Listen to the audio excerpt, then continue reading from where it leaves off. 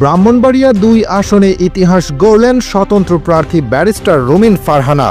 রাজনীতির ময়দানে আজ যেন এক অবিশ্বাস্য গল্প লেখা হলো, যেখানে দলীয় মনোনয়ন না পাওয়া একজন নারী নেতা নিজের শক্তিতে, নিজের বিশ্বাসে, নিজের সাহসে প্রমাণ করে দিলেন, আমি সেরা।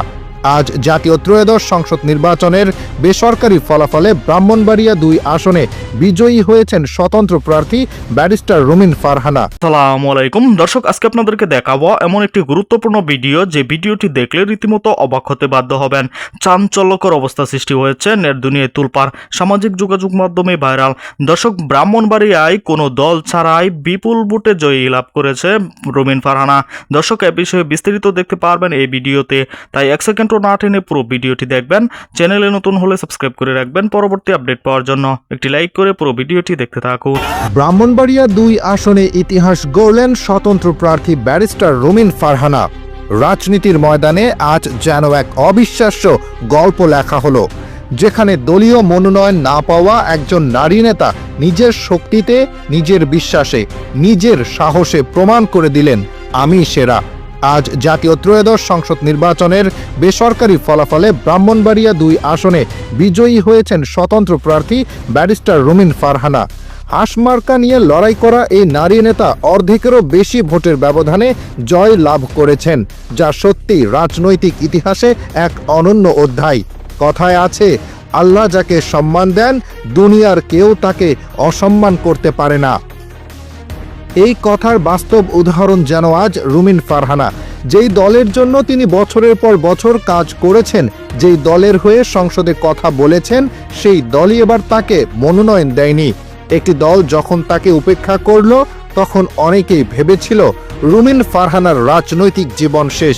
কিন্তু না, তিনি ভেঙে পড়েননি, তিনি হার মানেননি, বরং নিজেই মাঠে নেমে প্রমাণ করার সিদ্ধান্ত নেন, দল নয়, জনগণই আসল শক্তি। স্বতন্ত্র প্রার্থী হিসেবে হাঁসমার্কা নিয়ে তিনি জনগণের কাছে যান। তিনি বলেন, আমি দলের নয়, মানুষের প্রতিনিধি হতে চাই। আর মানুষও তাকে হতাশ করেনি। ভোটের ফলাফল বলছে, জনগণ তাকে শুধু নেতা নয়, একজন সাহসী, আত্মমর্যাদাশীল এবং সত্যিকারের জনপ্রতিনিধি হিসেবে বেছে নিয়েছে। এই জয় শুধু একটি আসনের জয় নয়, এই জয় হলো একজন নারীর আত্মসম্মানের জয়, একজন নেতার আত্মবিশ্বাসের জয়, আর সাধারণ মানুষের ভোটের শক্তির জয়। রুমিন ফারহানার এই বিজয় রাজনীতিতে একটি বড় বার্তা দিচ্ছে। দলীয় টিকিট না পেলেও জনগণের ভালোবাসা থাকলে জয় সম্ভব। ক্ষমতার রাজনীতির চেয়েও মানুষের ভালোবাসা বড়। আজ তার জয় দেখে অনেকেই বলছে, এটা সাহসের জয়, এটা নীতির জয়, এটা আত্মমর্যাদার জয়। সামাজিক যোগাযোগ মাধ্যমে ইতিমধ্যেই শুভেচ্ছার বন্যা বইছে।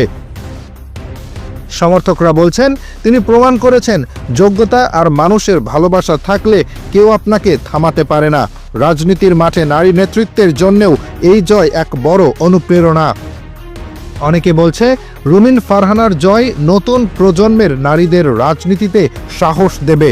সবশেষে বলা যায়, আজ ব্রাহ্মণবাড়িয়া ২ আসনে শুধু একজন নেতা জিতেননি, জিতেছে আত্মসম্মান, জিতেছে সাহস, জিতেছে মানুষের ভোটের শক্তি।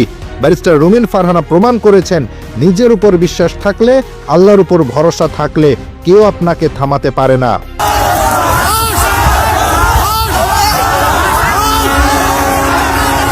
সম্মানিত দর্শক, সম্পূর্ণ ভিডিওটি দেখলেন, অবশ্যই বুঝতে পেরেছেন ভিডিওটি গুরুত্বপূর্ণ ছিল।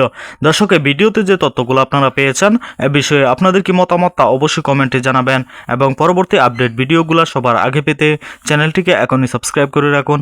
এই মুহূর্তে বিদায় নিচ্ছি, দেখা হবে পরবর্তী কোনো ভিডিওতে। সে পর্যন্ত ভালো থাকুন, সুস্থ থাকুন। আসসালামু আলাইকুম।